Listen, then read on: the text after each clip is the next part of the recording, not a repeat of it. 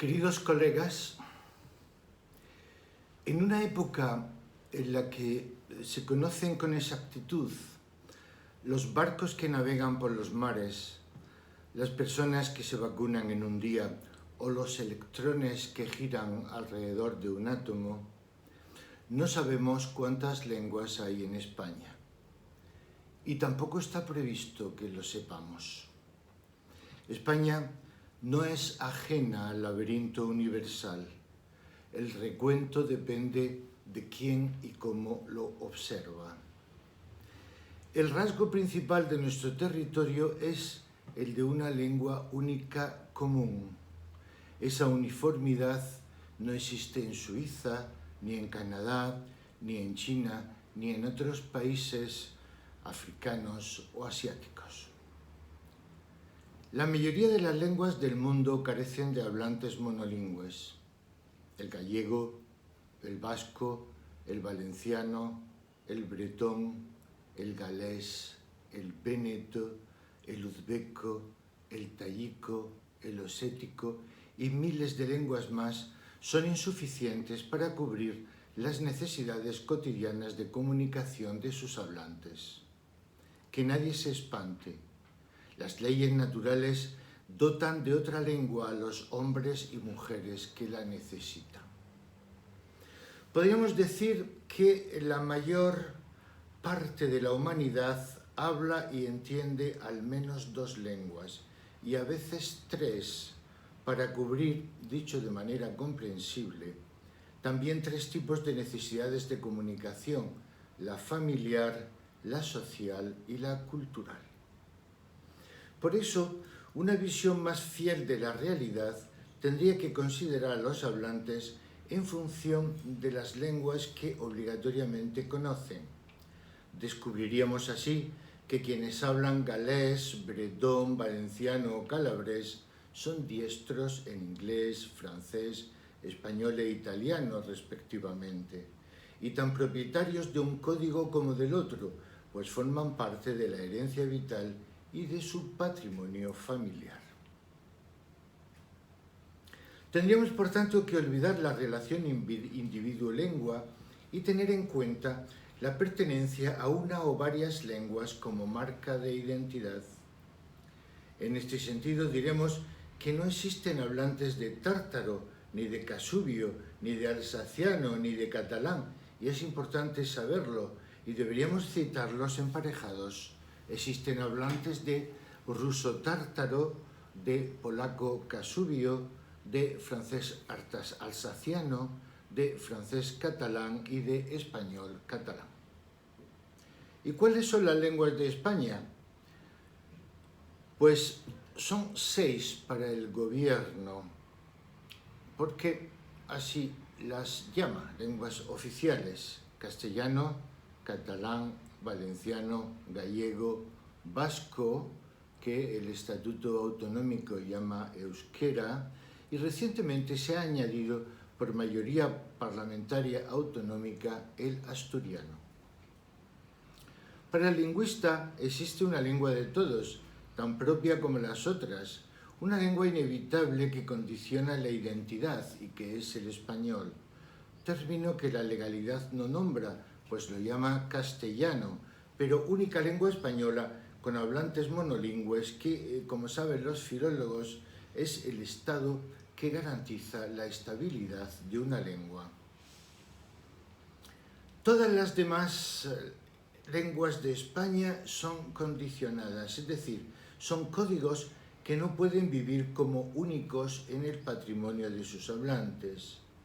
La primera lengua condicionada o carente de hablantes monolingües, a la que para una mejor comprensión cito emparejada, es el español junto al catalán valenciano balear, pues sólo así, citando las 3 a la vez, podemos hacer alusión a la unidad que identifica al hablante de lo que universalmente se conoce como catalán. Las siguientes son el español gallego, el español vasco, y ya encontraríamos divergencias en la apreciación al considerar al español asturiano, español aragonés, español aranés y también al español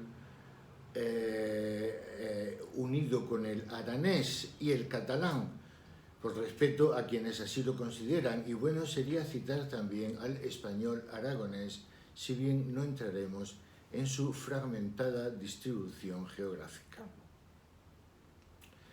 Para el sociolingüista, que estudia a los usuarios como grupo, consciente de su especificidad, la lista se desborda. Lo único que queda claro es que si el estudio debe considerar más a la persona que a la lengua, en España tenemos dos tipos de hablantes, los monolingües, que solo hablan castellano o español, y los ambilingües, que además de español, tienen otra lengua propia, que puede ser una variedad del castellano, extremeño o castúo, andaluz, murciano, canario, o una variedad del valenciano catalán, catalán, leridano, chapurriau, en la franja aragonesa, valenciano, balear, mallorquín, menorquín y vicenco, o una variedad del gallego, fala, en el valle del Jálama, al noreste de Cáceres, gallego de Asturias, etc. O bien una variedad o dialecto del euskera o vasco, vizcaíno, guipuzcoano o navarro, y también asturiano y aragonés, ninguna de las dos exentas de variedades, o una de las lenguas occitanas del sur de Francia, anclada en España, a la que llamamos aranés porque se habla en el valle de Arán. Y como el sociolingüista debe zanjar la cuestión, tendríamos que considerar que existe una lengua allí donde se utiliza un código de comunicación articulado que identifica a una comunidad de hablantes. Tienen asegurado un futuro estable las lenguas que, con un considerable número de hablantes monolingües, son solicitadas libremente para su aprendizaje. Viven sólidas en la transmisión familiar, suenan ágiles y energéticas en boca de los jóvenes, disponen de tradición cultural enraizada y se usan sin necesidad de ayudas en la publicación de libros científicos, obras literarias y divulgación cultural. Las que no disponen de hablantes monolingües ni de estudiantes que las aprenden en libertad, ni de continuidad en la tradición familiar, ni son manejadas con audacia por los jóvenes, ni se usa libremente en las publicaciones científicas, tienen comprometido su futuro. En esa situación se encuentra la mayoría de las lenguas del mundo, no solo las lenguas españolas que no son el español o castellano. Una vez generalizadas, las lenguas se expanden con facilidad. Así se extendió el griego, el latín, el árabe, el ruso, el francés y arraiga hoy el inglés, pues el hablante considera tan propia la lengua heredada en familia como la generalizada en la ciudad o la usada en la enseñanza. Aprender lenguas innecesarias puede resultar interesante, pero inútil para la comunicación, y obligar a estudiarlas es todavía peor. El proceso de cambio lingüístico es una constante. Si el latín desplazó y ocultó a centenares de lenguas, fue porque sustentaba las tácticas militares, la construcción de ciudades, los edificios públicos, los transportes, el ocio, la alimentación. Debió existir un periodo de ambilingüismo, es decir, un periodo de uso indistinto de íbero y latín, hasta que el íbero, menos capaz de dar nombre al progreso, desapareció y cayó en el olvido. Por tanto, los únicos españoles que hablan una sola lengua y con ella cubren la comunicación diaria son los castellano hablantes. No existen o son meramente anecdóticos los hablantes monolingües de catalán o de valenciano, ni de gallego, ni de vasco, ni de asturiano, ni de ninguna otra lengua española. Todos utilizan dos y son propietarios de ambas, la una tan propia como la otra. Si el aragonés y el asturleonés frenaron su desarrollo, mayor estabilidad prometen el catalán valenciano, el gallego y el vasco. A su favor, el esfuerzo de los gobiernos autonómicos por dignificar su uso y convertir en igualdad de condiciones con la otra lengua propia y convivir en igualdad de condiciones con la otra lengua propia de sus hablantes. Bienvenida sea caso de que se lleve a cabo la cooficialidad del asturiano. No encuentro en el pasado de la humanidad, ni en el presente, un esfuerzo tan grande y encomiable como el que protege a los españoles que desean utilizar su lengua en cualquier circunstancia, local o general, familiar o social, académica o coloquial, científica o popular. El esfuerzo debería pasar, para garantizar su futuro, por desplazar a la otra lengua propia, hasta ahora más resolutiva, el español, para hacer un uso exclusivo que propicie el surgimiento de comunidades monolingües en catalán, valenciano, gallego o vasco. Deben estos esfuerzos dotar a la lengua en necesario contacto con el español de medios sociales, económicos y culturales que le permitan ser usada de manera única. No debería ser imposible, tal vez, pero nunca en la historia una lengua en contacto con otra y por tanto aceptada por sus hablantes para un mejor acomodo social ha reaccionado hasta desplazar a la lengua influyente.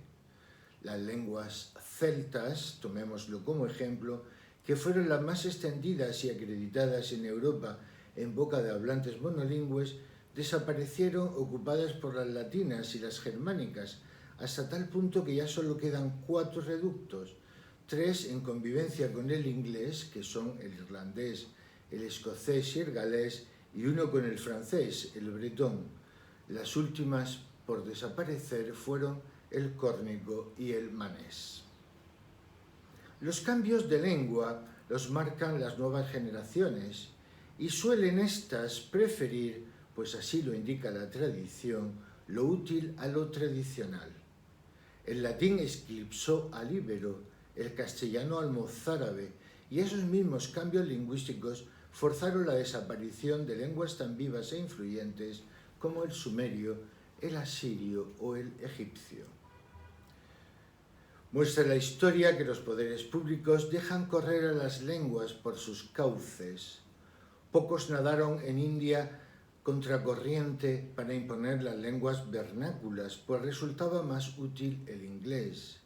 Ni en Marruecos se empeñaron en llevar el árabe a la universidad, pues fue más sencillo hacerlo en francés. Ni en Uzbekistán el uzbeco a la docencia, pues respondía mejor el ruso. No ha desaparecido el inglés en Europa desde el Brexit, ni ha perdido estudiantes, ni se ha abandonado en las universidades suecas o húngaras, ni está previsto que lo haga. Ni siquiera en universidades tradicionalmente enfrentadas al mundo anglosajón, como las rusas, sienten los estudiantes rechazo por una lengua que les resulta utilísima en el desarrollo profesional. Recae, por otra parte, en los progenitores la responsabilidad de la transmisión. Son ellos quienes deciden cómo hablar a sus hijos. Los monolingües de inglés, francés, español o ruso no tienen duda, pero el futuro de las lenguas autonómicas emparejadas con otra es mucho más comprometido. Solo una abundante elección del catalán valenciano, gallego o vasco en la transmisión generacional, tradicionalmente castellano hablante, podría contribuir a expandir la lengua autonómica. Las estadísticas lingüísticas no dejan clara, ni siquiera turbia, esa tendencia. El francés, hasta hace apenas unas décadas lengua universal, inició una rápida decadencia porque fuera de Francia no se transmitía en familias. Apenas ha dejado huellas en países donde fue un importante instrumento de comunicación cultural. Una mirada a la historia muestra que las lenguas se alimentan por la acción de los hablantes y no por la imposición de los gobiernos. Los dirigentes, como ha venido sucediendo, se limitan a aceptar lo razonable, es decir, a instaurar o a servirse de la lengua mejor instalada. Antes del Estatuto Vasco, el euskera fue, y probablemente sigue siendo, la lengua de 1 de cada 5 vascos. Todos los esfuerzos por difundirla merecen tanto respeto como elogios. Desde 1991 el gobierno vasco realiza una encuesta sociolingüística cada 5 años. Según el 6º estudio, que apareció en el año 2016, el 28,4% de la población del conjunto de territorio del euskera, que es la comunidad autónoma de Euskadi, Navarra y el País Vasco francés, mayor de 16 años, es capaz de hablar en euskera. En comparación con la primera encuesta sociolingüística, la que apareció en 1991, ha ganado el vasco 223.000 hablantes. Los resultados aparecen en un documento de 267 páginas. Ninguna de ellas explica el significado de capaz de hablar euskera. Para informar sobre nuevos vascófonos, el encuestado debe indicar algo tan difícil de ponderar como si usa el vasco tanto o más que el español. Necesitamos llegar a la página 104 para que el documento se interese por el asunto que más garantiza la estabilidad de las lenguas, que es la transmisión familiar. Sorprende que no exista la pregunta que debe informar sobre el porcentaje de familias que transmiten la lengua y las que no. Otros gráficos parecidos se sobreponen sin despejar el principal.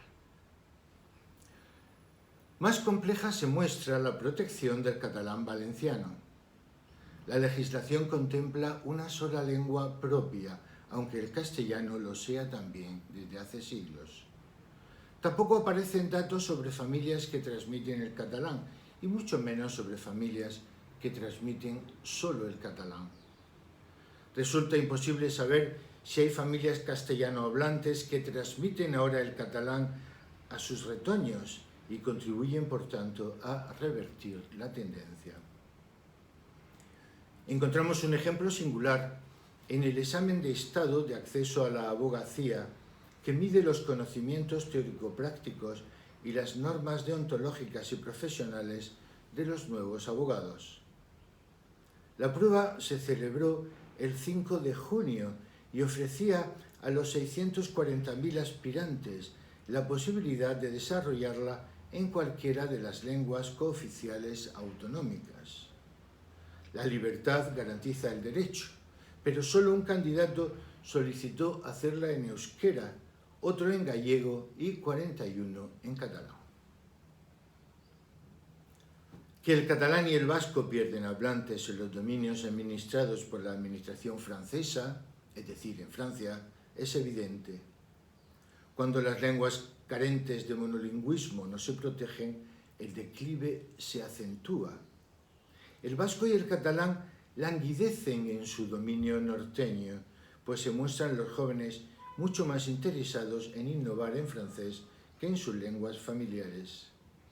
Los cuidados intensivos que reciben en los territorios españoles del sur pueden prolongar sus vidas si las nuevas generaciones se sirven de ellas, y solo de ellas, en todo tipo de comunicación, y también en el salón comedor de las familias, que es el lugar más propicio para echar a raíces.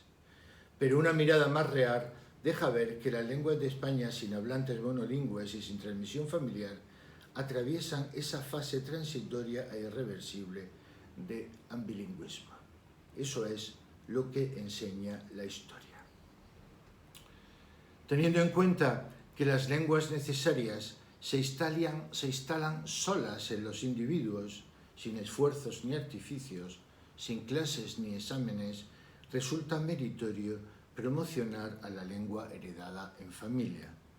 Creo, sin embargo, que es obligatorio eximir, pues las lenguas no se instalan sin la voluntad de los hablantes, a quienes ni desean ni pueden aprender lenguas que no son necesarias para la comunicación. Muchísimas gracias por su atención y muchísimas gracias también a quienes me han invitado a esta conferencia internacional.